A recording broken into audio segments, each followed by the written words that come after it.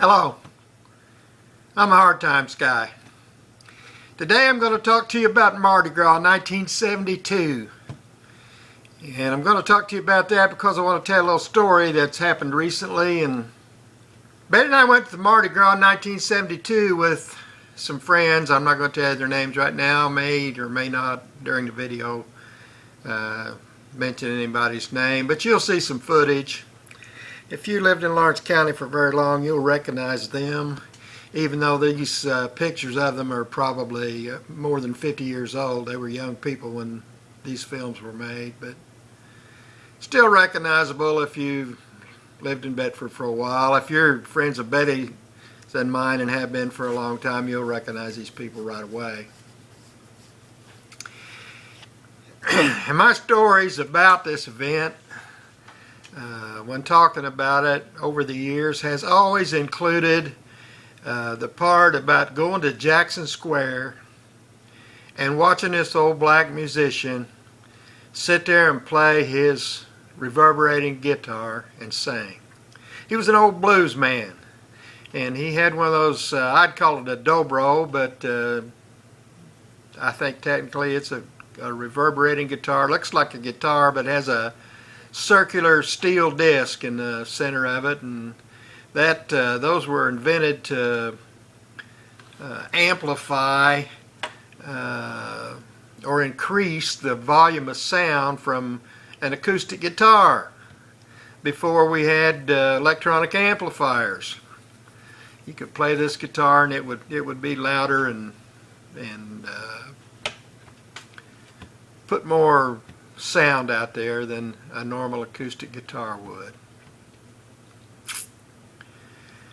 And this old guy, he sat in Jackson Square and he had his guitar case open there in front of him, and people put money in it. I put money in it because I like to go there and listen to him. Now, we were young and lots of things going on in Mardi Gras, and I'm going to show you some of those things. So, everybody didn't like going to Jackson Square and sitting there and listening to this guy play like I did, and he wasn't there every day. I went down there every day to check on him. He wasn't always there when I was down there checking on him. But I could have spent the whole trip sitting there and listening to this guy tell stories and play music.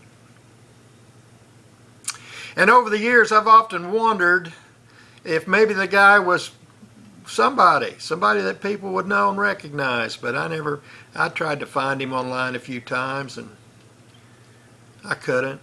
Never was successful with the words I was putting into the search to find him.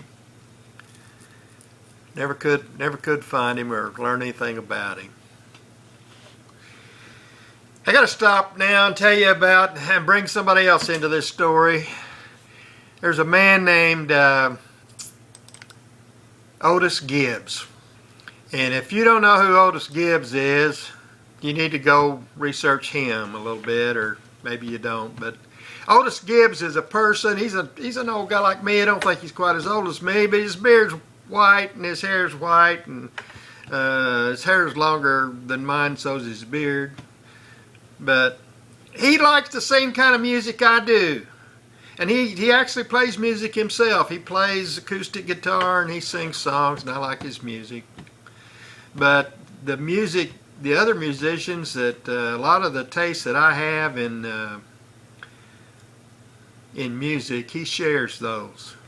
Appreciates the same kind of music in a lot of instances as I do. And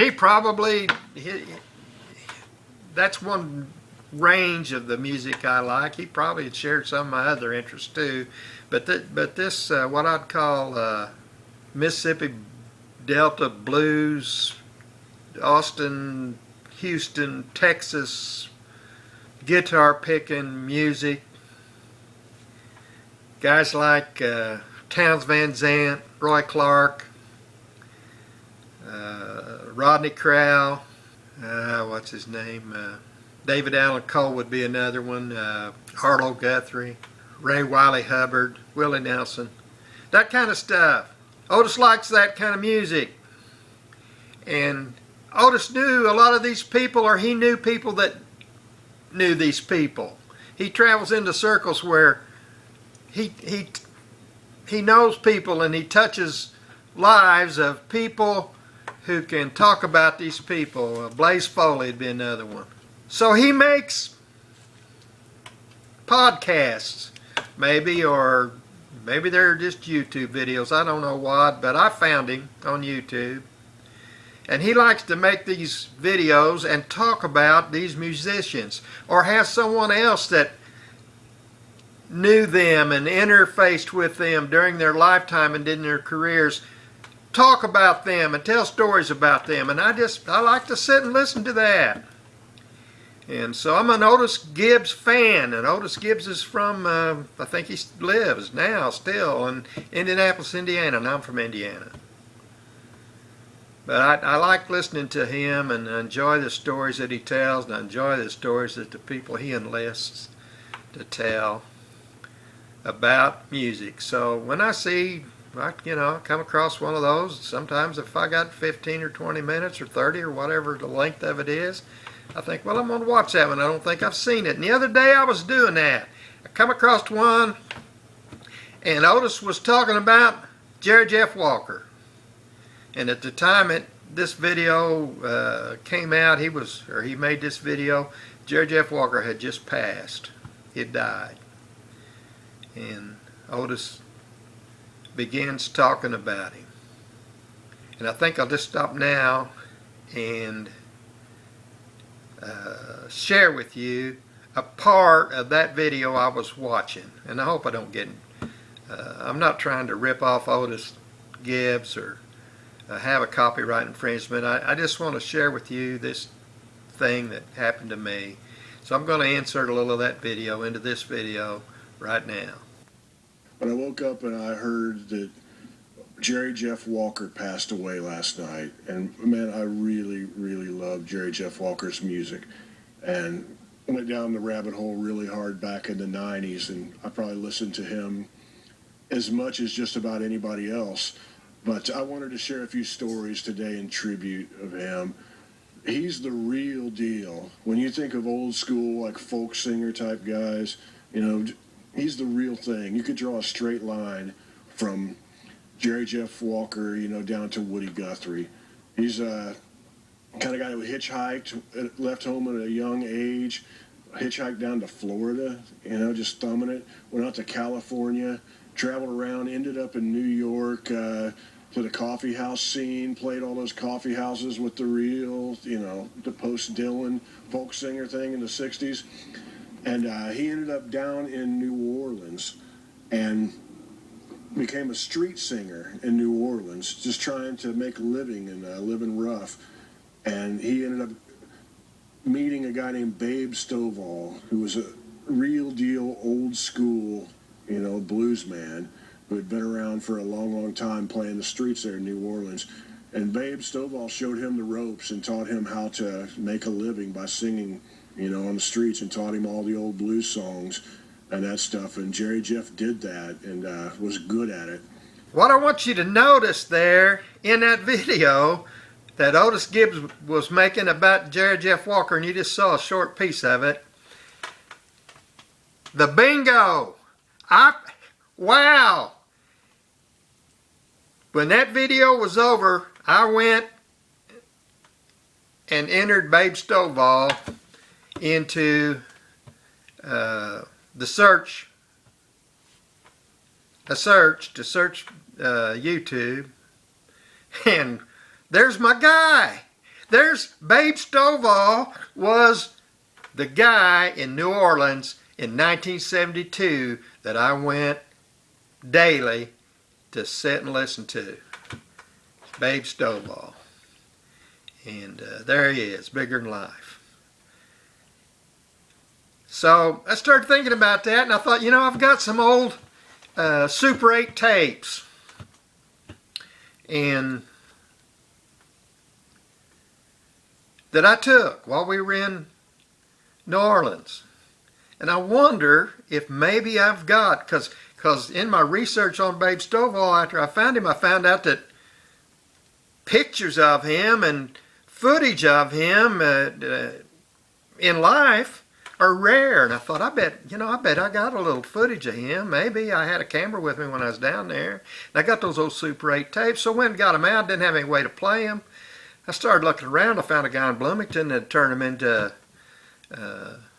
CDs for me, or DVDs, whatever they are. Put them on your television. And he also said he could put them on a thumbnail for me so I could put them in my computer. And so I took those tapes up there and I said, we negotiated the price, and I said, get those for me. I want to see what's on them. A few days later, he called me, said, I got your stuff. Went up there, and he said, you got a bunch of weirdos on here. Looks like Mardi Gras or something. Bunch of weirdos. And I thought, well, okay. I couldn't wait to get home. I came home, and I started watching those tapes. And he was right. There's a bunch of, those tapes had a bunch of weirdos on them. There was weird stuff on there. And here we are downtown in the French Quarter. There's people walking around. There's my friends. Went down there with me. And there I stand next to a police officer.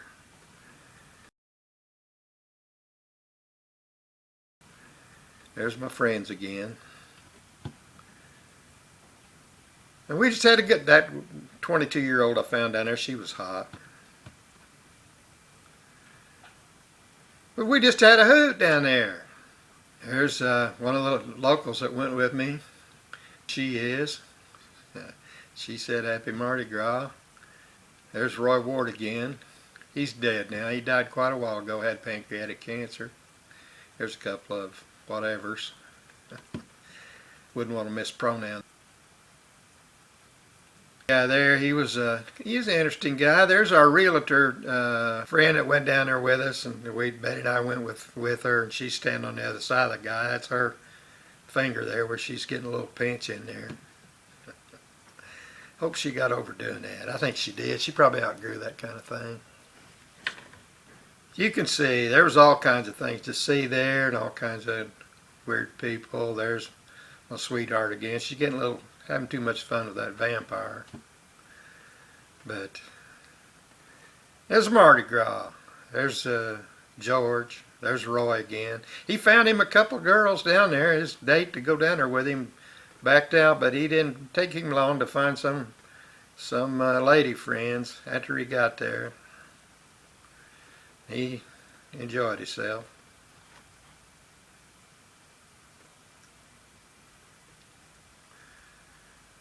There's George again. We call this the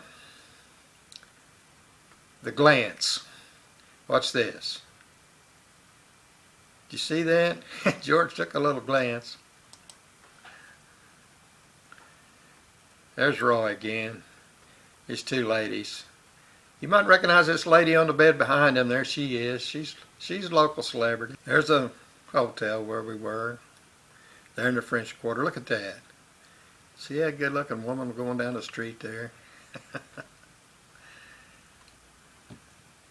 There she is again. She's wanting me to catch up with her. They had these kind of buggy rides and things going on there. I think is my favorite 6 seconds of the whole thing. The whole trip's coming up here in a minute.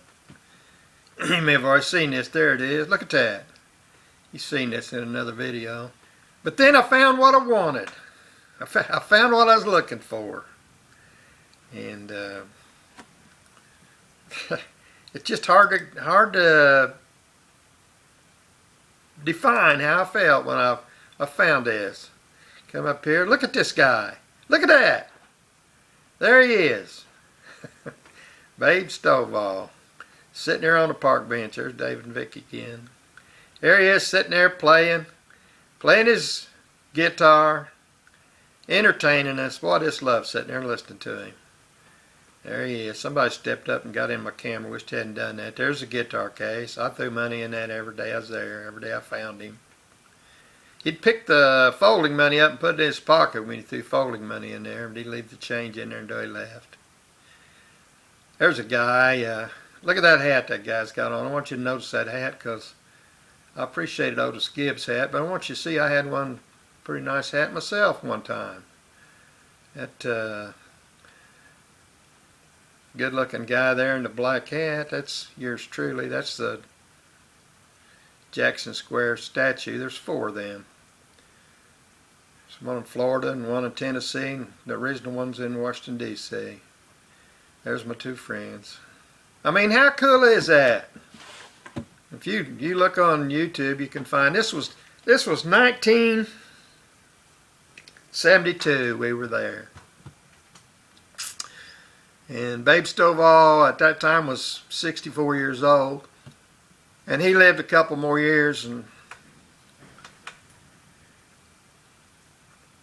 he died in 1974. He was 66 years old.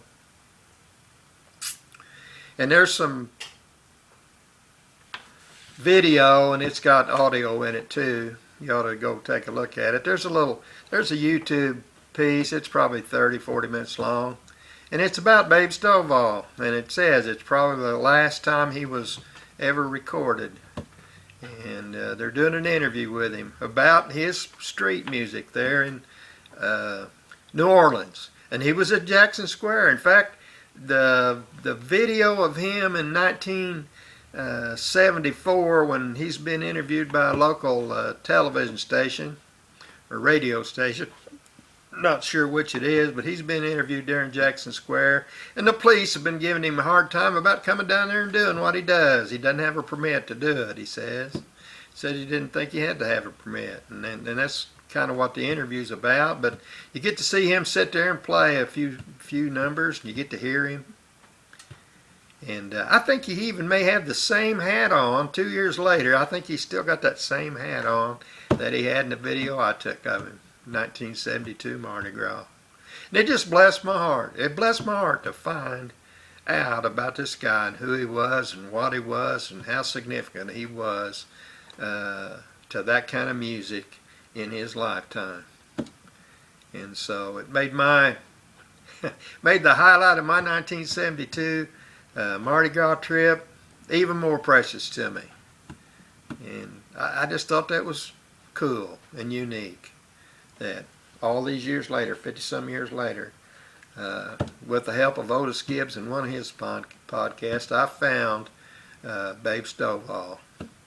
And got to go down the Babe Stovall rabbit hole and listen to I can sit and listen to him for hours again, because he's got lots of music out there on YouTube, and I can watch him perform live in that one video I just told you about. So if you don't know who Babe Stovall is, you've never heard of Babe Stovall, but if you like that kind of music, if you like that old blues man, guitar picking, finger picking, blues music, go find Babe Stovall. Go down the Babe Stovall rabbit hole. Till the next time, you have a good day. I'm a Hard Times Guy.